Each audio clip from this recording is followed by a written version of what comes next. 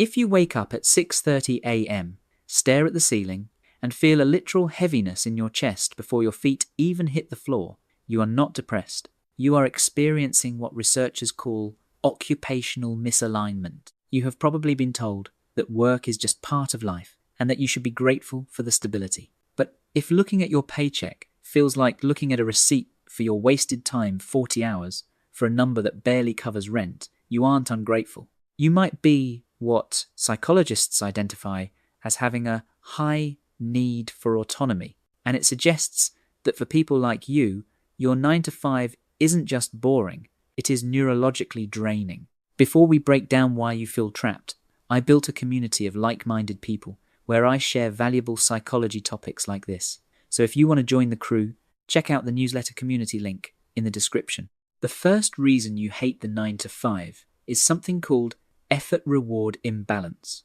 Now this one hits differently. Some of you don't have a problem working, you just have a problem working for people. This is a critical distinction. Your brain operates on what's called an intrinsic motivation system. You want to be paid for the result you create, not the hours you sit in a chair. When you work a corporate job, you are selling your time wholesale. Whether you work hard or hardly work, the paycheck is the same. For a high agency person, this feels like theft. According to self-determination theory, this violates your psychological need for competence. You essentially have a performance-based brain stuck in a time-based system. This leads to the second pain point, what I call the autonomy gap. It's not just about the money, it's about the indignity of having to ask another grown adult for permission to go to the doctor, or having a manager who does less work than you and still tell you how to do your job. Research from the Journal of Occupational Health Psychology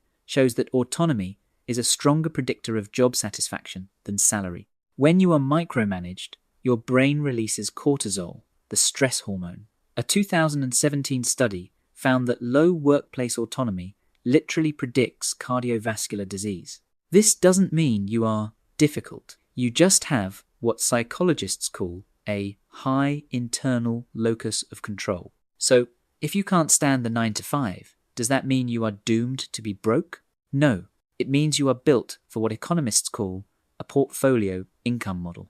Now this ties directly into what Barbara Scher calls the scanner personality, or the M-shaped mindset, something we've discussed before in my previous video. A portfolio income model is when you stop trying to have one job that pays all your bills, and instead you build multiple income streams based on your diverse skills. You might do freelance coding for 10 hours, work on selling digital art for 5 hours, and maybe do a consultation business for 5 hours. And at the same time, you still love it, which means you likely have what psychologists call multipotentiality, someone with many interests and creative pursuits. The Industrial Revolution tricked us into thinking one person equals one job, and that is wrong. For most of human history, we were generalists. We hunted, we built, we traded, we did whatever was needed that season. The 9 to 5 is a modern cage, and research from organizational psychologist Adam Grant shows that job specialization can actually decrease innovation and increase burnout. You hate it because your instincts know it is fragile, and you know that no matter how good you are expendable. The portfolio income model is the antidote. It is decentralized safety. If one client fires you, you don't lose your livelihood, you just lose 20% of your income. According to a 2023 study on the gig economy, workers with diversified income streams report 34% less financial anxiety than traditional employees. You aren't unstable for wanting this. You are actually building resilience. Now, I know the fear, but isn't self-employment risky?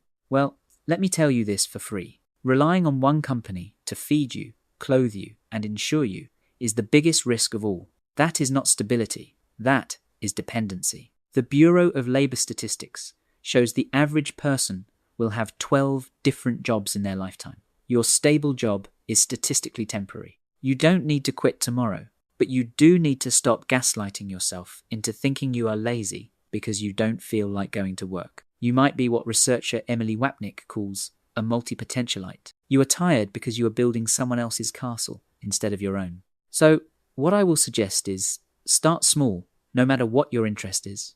Take that multipotentiality approach. Prove to your brain that money can come from you, not just a boss. Now, if you would like to check out the M-shaped personality video, I dropped the link too in the description. Now, if you are ready to build your own freedom, drop a power hand emoji in the comments so we know we are on the same page. And don't forget to subscribe and join the newsletter community below. There's a lot of great value coming up and you don't want to miss it.